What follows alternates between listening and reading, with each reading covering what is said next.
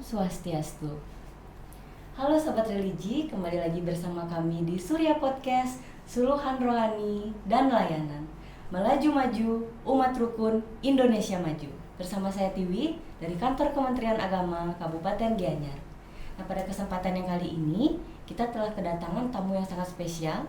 Beliau merupakan salah satu akademisi di salah satu perguruan tinggi di Bali. Langsung saja kami sapa Anak Agung Gede Krisna Paramita SPD MPD. Om Swastiastu. Om Swastiastu, Bu Dewi. Berapa gatrenya Pak Agung? Astunggara, makin becik, sehat. Nggih, Astunggara nggih. Nah, pada kesempatan kali ini kita mungkin membahas tema yang berbeda dari sebelumnya, karena sebelumnya kan Bapak Agung sendiri sudah sempat mampir ke Surya Podcast juga nih. Nah, pada kesempatan kali ini mungkin yang kita bahas adalah mengenai moderasi beragama menurut perspektif agama Hindu. Ya mungkin yang kita bahas dimulai dari yang paling basic dulu nih. Secara konsep kan diketahui bahwa moderasi beragama itu merupakan suatu landasan untuk pengamalan atau pembangunan nilai-nilai terhadap kerukunan. Nah mungkin bisa lebih dijelaskan bagaimana maksud dari pernyataan tersebut, silahkan. Baik Bu Dewi, terima kasih atas waktunya. Sebelumnya Om Swastiastu, izin buka masker. Baik Bu Dewi dan para sahabat religi yang terkasih dimanapun berada, semoga dalam keadaan sehat dan hal-hal baik selalu datang dari segala penjuru. Baik Bu Dewi, dengan tema hari ini bagaimana unsur moderasi atau tata laku moderasi, kenapa sih menjadi sebuah landasan dalam membangun nilai-nilai kerukunan itu sendiri. Nah, sebelum saya melangkah ke sana, mari kita pahami dulu secara esensi kata atau etimologi katanya gitu. Tidak lepas kita merujuk sebuah kamus besar bahasa Indonesia bahwa kata moderasi ini berarti suatu sikap yang mendasar dalam arti tidak bersifat ekstrim gitu. Ekstrim sudah tentu tidak bersifat kaku, seimbang, dan bersikap sedang dan tengah-tengah, tidak kanan, tidak kiri, namun tengah-tengah sebagai titik poros. Nah, mengapa moderasi ini dipakai sebuah landasan untuk mencapai nilai-nilai kerukunan itu dalam beragama? Sudah tentu dalam agama itu menjadi dasar itu keyakinan, dan tetapi agama itu agar menjadi sebuah ajaran yang baik dan ada di dalamnya nilai-nilai etika, sudah tentu harus ada bingkai di sini. Bingkainya itu jelas moderasi beragama. Moderasi di mana moderasi ini menyarankan, berperan, kita itu harus jangan berlebihan menjalankan atau memberikan konsep dalam penafsiran agama. Karena mohon maaf, secara fakta sosial belakangan ini banyak politik identitas yang mengataskan makna agama. Di sana dipahami agama itu kelihatan, mohon maaf saya jelaskan oknumnya,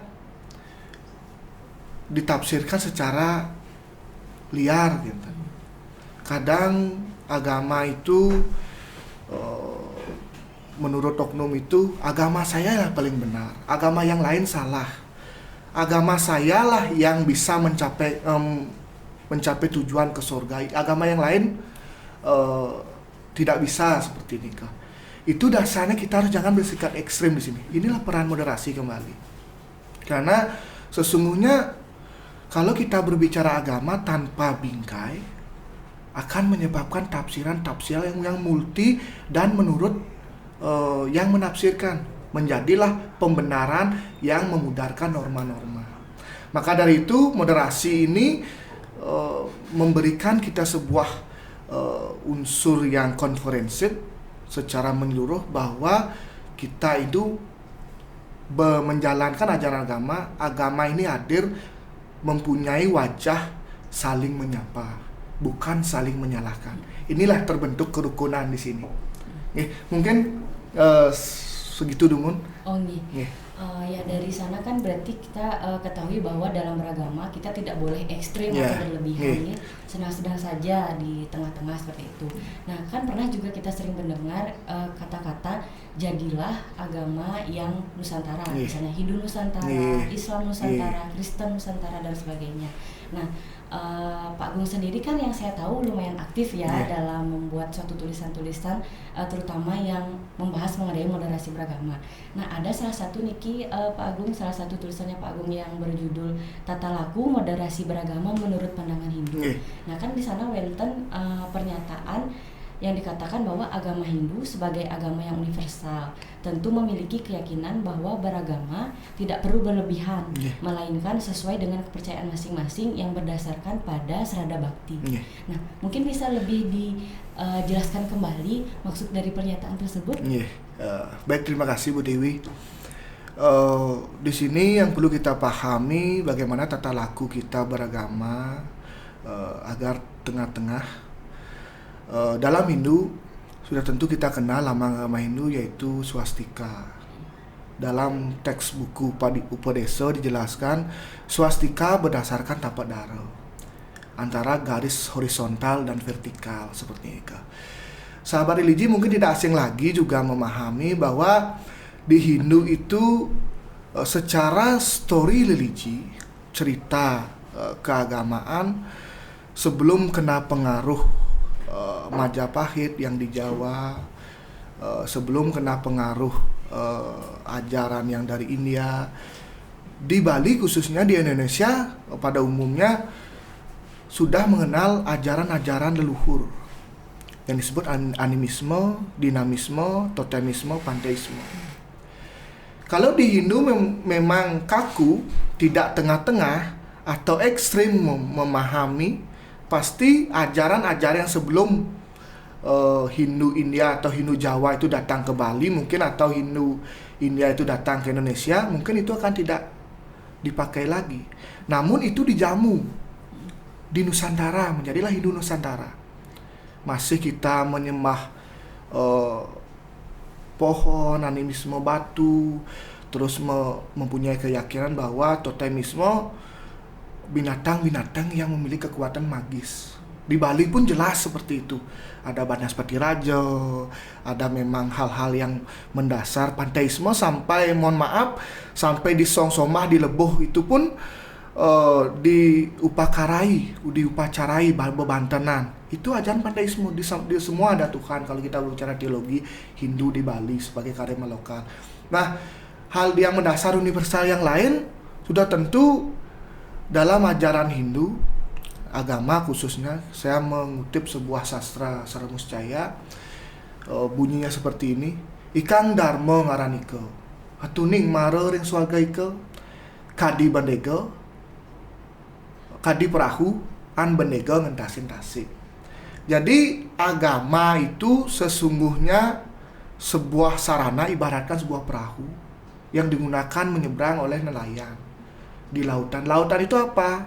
Kalau kita maknai lautan itu kehidupan sesungguhnya. Agama inilah sebagai sarana sesungguhnya. Sarana, kalau kita yang mengutip juga kalimatnya Pak Menteri Agama, Pak Agus Yakut dalam channelnya Deddy Kubuser, bahwa agama itu sarana sebenarnya.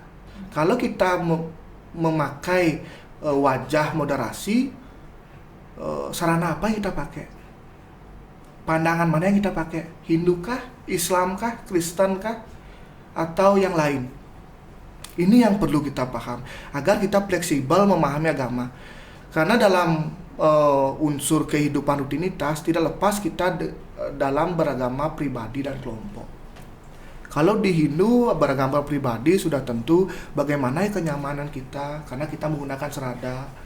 Serat yaitu keyakinan itu, da yaitu kita menggunakan nurani di sana. Nah, maka dari itu secara beragama kelompok, kalau memang sesuai ajaran Hindu, kita menerapkan bakti dan karma. Bagaimana ajaran di pura kita menggunakan simbol-simbol. Itu secara beragama sosial. Kalau secara beragama personal atau pribadi, kembali kita bagaimana kenyamanan kita, ntar misalnya kita bermeditasi dan bagaimana. Tetapi kalau berbicara moderasi beragama, sudah tentu dalam takaran beragama sosial. Khususnya di Bali diterapkan ajaran karma dan bakti. Selama masih ada ajaran karma dan bakti, selama itu ajaran agama Hindu masih tetap menggunakan simbol-simbol seperti nikah, itu yang disebut universal. Hindu itu agama adaptasi, gitu. Nggih, kentan mungkin Bu Tiwi, ya. Nggih, berarti seperti itu nggih, Pak Agung nggih. Kemudian kan seperti yang kita tahu, masih banyak di luar sana orang-orang yang memperdebatkan agama. Padahal yang kita tahu, agama apapun itu pasti mengajarkan kebaikan kan. Namun kenyataannya tetap saja agama itu diperdebatkan. Nah, menurut Bapak Agung sendiri, bagaimana ya caranya untuk menemukan titik temu agar perdebatan itu mungkin bisa diselesaikan atau tidak ada lagi yang diperdebatkan seperti itu? Baik, terima kasih Bu Dewi, ini bagus sekali pertanyaannya. Sahabat religi yang terkasih, kalau kita berbicara agama, menurut psikologi kejiwaan, sesungguhnya agama itu hal yang terdekat dengan kita. Yang kedua, agama itu sesungguhnya hal yang paling misterius. Kenapa hal masih paling misterius? Ini kajian dalam fakta sosial. Kadang-kadang manusia itu terlalu ekstrim memahami agama, dia bisa menyalahkan dan membantai sesamanya sampai menjelek-jelekkan, ujar kebencian seperti katanya Bu Dewi tadi. Tetapi di sini perlulah kita pahami, tergantung orang yang memahami sebagai umat beragama ini, karena sesungguhnya dua hal yang harus kita pegang, antara beragama intuisi menggunakan nurani dan beragama kognisi menggunakan nalar. Ini kita harus padankan. Tanpa nalar, agama itu akan membabi buta, menyalahkan yang lain, menyalahkan ajaran yang lain. Padahal yang aktor yang menyalahkan ini tidak pernah mempelajari agama yang disalahkan.